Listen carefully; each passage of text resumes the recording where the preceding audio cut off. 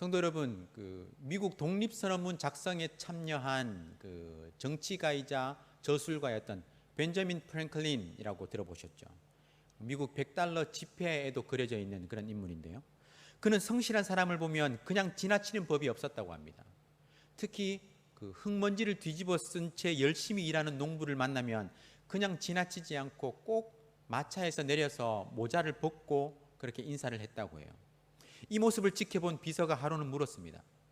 선생님은 어째서 농부만 보면 그렇게 존경을 표하십니까? 그렇게 묻자 프랭클린이 여보게, 서서 일하는 성실한 농부가 그저 앉아있는 신사보다 훨씬 훌륭한 사람이라네 라고 말했다고 합니다. 어쩌면 성실한 일꾼에 대한 그의 존경과 믿음이 결국 근면과 상실로 상징되는 그런 벤자민 프랭클린을 만들어냈는지도 모르겠습니다. 오늘 본문은 하나님 앞에서 신실한 일꾼으로 사는 삶이 어떤 삶인지 그것에 대해서 말씀하고 있어요. 오늘 말씀이 이렇게 시작하죠. 이것도 솔로몬의 잠언이요 유다 왕 히스기야의 신하들이 편집한 것이라.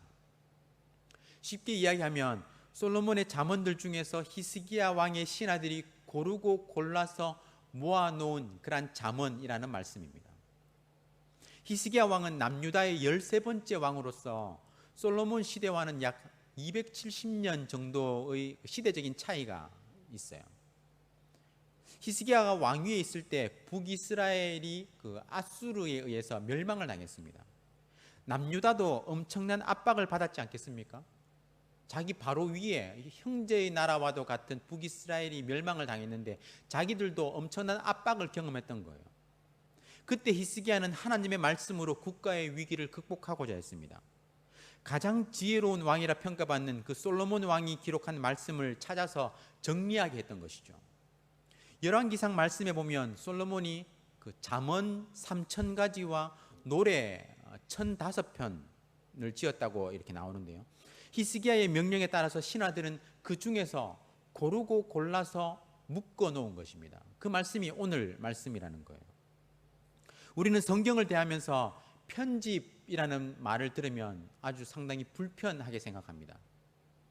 하나님의 말씀이 영감받은 저자에 의해 가지고 이렇게 주어져야 하는데 성경이 편집되었다라고 이야기하면 뭔가 불경스럽게 생각하고 또 하나님의 말씀이 아닌 것처럼 느껴지는 거예요. 하지만 성경의 영감을 이야기할 때는요, 성경의 원저자이신 성령 하나님께서 역사하시는데 인간 저자와 그리고 최종 형태의 성서 본문에 이르기까지 간섭하시고 역사하셨다라고 이야기합니다. 그래서 편집된 그 성경 말씀 자체도 하나님의 말씀이라고 우리가 이야기하는 것이죠. 히스기야의 신하들이 편집한 솔로몬의 잠언도 성령의 영감에 따라 만들어진 기록된 하나님의 말씀이라는 것입니다. 이러한 기본적인 이해를 가지고 우리 2절 말씀을 한번 보시면요, 이를 숨기는 것은 하나님의 영화요 이를 살피는 것은 왕의 영화니라. 아멘. 이를 숨기는 것이 하나님의 영광이라는 말이 무슨 말일까요? 이를 숨긴다는 것은 아무도 모르게 한다는 말이 아닙니다. 역사를 주관하시는 하나님의 섭리와 통치하시는 방식은 워낙 신비하고 오묘하기 때문에 우리 인간으로서 인간의 눈으로 봤을 때는 이해할 수 없다라는 것입니다. 무한하신 하나님에 대한 유한한 인간의 한계인 것이죠. 그래서 성경을 보면 하나님께서 어떤 일들은 감추어 놓으셨다라고 표현하기도 하죠. 인간의 눈으로 봤을 때, 인간의 입장에서 봤을 때 그렇다라는 것입니다. 하나님의 초월성과 무한성을 생각해 보면 그것은 당연한 것이죠. 개미가 어찌 인간의 일을, 인간의 생각을 이해할 수 있겠습니까? 하물며 피조물인 인간이 창조자 하나님의 계획을 어찌 다 알 수 있을까요? 그래서 사도 바울은 하나님의 오묘한 일하심에 대해서 이렇게 고백했던 것입니다. 깊도다 하나님의 지혜와 지식의 풍성하며 그의 판단은 헤아리지 못할 것이며 그의 길은 찾지 못할 것이로다. 로마서에서 이렇게 사도 바울은 고백했던 거예요. 하지만 이를 살피는 것은 왕의 영화, 왕의 영광이라고 말씀하죠. 왕은 이를 밝히 드러내는 사람입니다. 왕은 이 땅에 일어나는 일들을 주의 깊게 살펴서 분별하고 판단해야 하는 것이죠. 백성들이 어려운 일을 당할 때 그것들을 잘 살펴가지고 그것들을 피할 수 있도록 그렇게 하는 사람이 바로 왕입니다. 그것이 믿음직한 왕의 역할이죠. 백성들로 하여금 평안한 삶을 살 수 있도록, 평안한 삶을 살아갈 수 있도록 그렇게 분별하고 판단하고 그 모든 것들을 이루어가는 것, 그것이 바로 왕이 해야 하는 일입니다.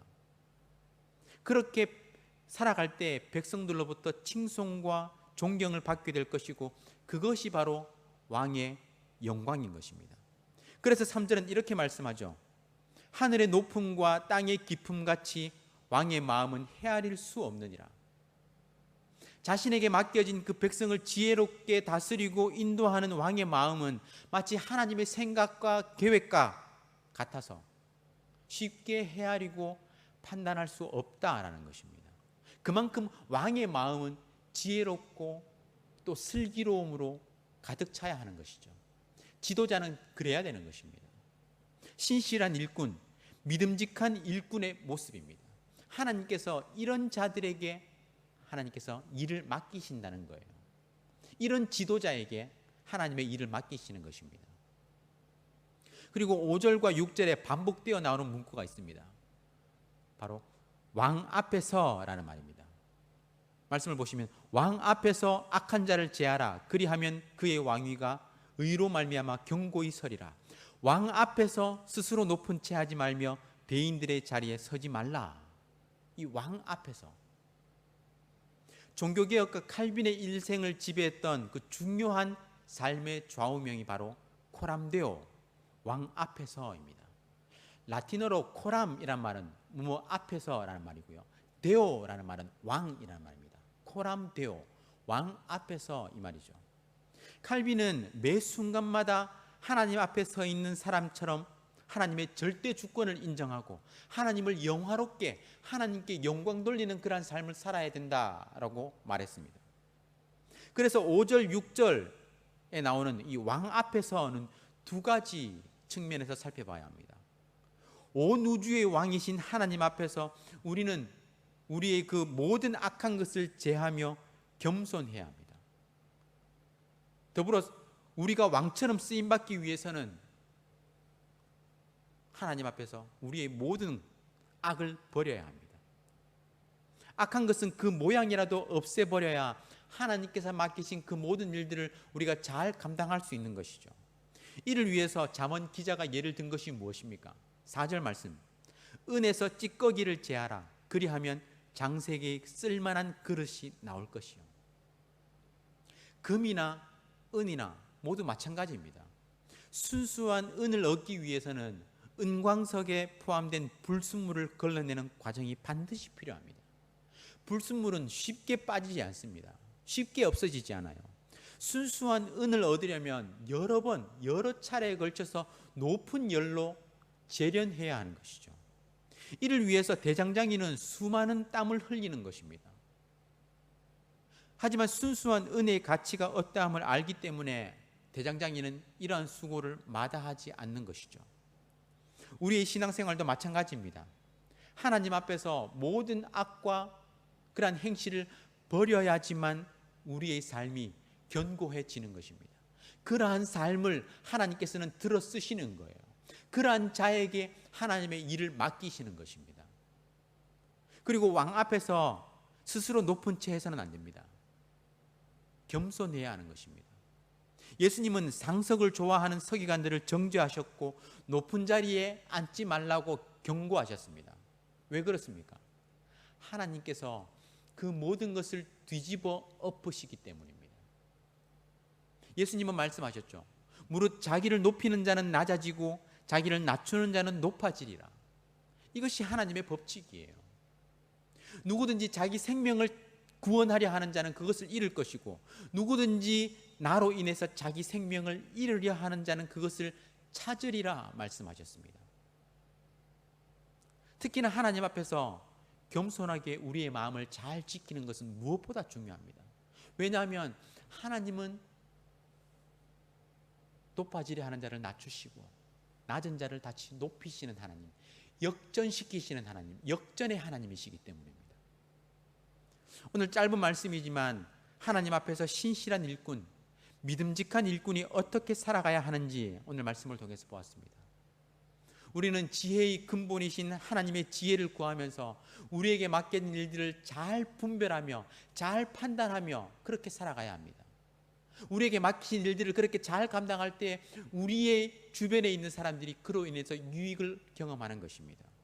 우리 주변의 모든 사람들에게 선한 영향력을 미치며 그렇게 아름다운 삶을 살아갈 수 있도록 그렇게 살아가야 하는 것이죠. 또한 하나님 앞에서 신실한 일꾼은 악은 그 모양이라도 버리고 악한 행동은 그 모든 삶에서 제해버려야 합니다. 하나님은 그런 사람을 들어 쓰시는 거예요. 하나님 앞에서 살아가는 삶은 거룩하고 정결한 삶이며 그 어떤 부정한 것에도 영향을 받지 않는 성결한 삶입니다. 그리고 높이시고 또 낮추시는 하나님의 주권을 기억하고 그 앞에서 겸손하게 살아가는 삶, 그 삶이 믿음직한 삶, 믿음직한 신실한 일꾼의 삶이라는 것입니다. 사랑하는 성도 여러분, 오늘 하루에 우리의 삶을 통해서 코람되어 하나님 앞에서 거룩하고 성결한 삶을 살아가시기를 주님의 이름으로 축원합니다. 그리고 하나님께서 맡기신 귀한 일들을 충성스럽게 감당하는 성실한 일꾼, 믿음직한 일꾼으로 오늘 하루를 살아가시기를 우리 주님의 이름으로 축원합니다.